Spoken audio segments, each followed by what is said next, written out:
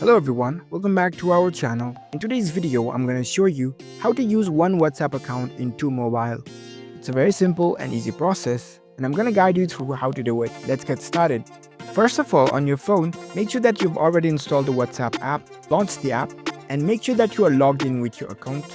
Now, if you want to use the same account in another phone too, what you need to do is make sure that you are logged in with your account in one phone, and where you are logged in, head over to settings. Here you can see three dots icon at the top right corner, tap on it.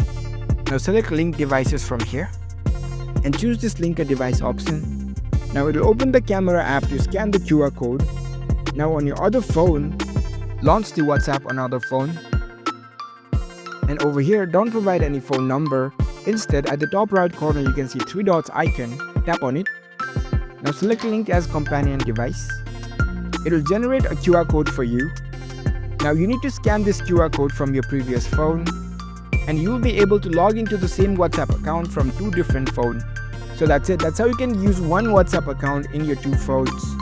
If you found this video helpful, don't forget to give this video a thumbs up and subscribe to our channel for more tech tips. Thank you for watching.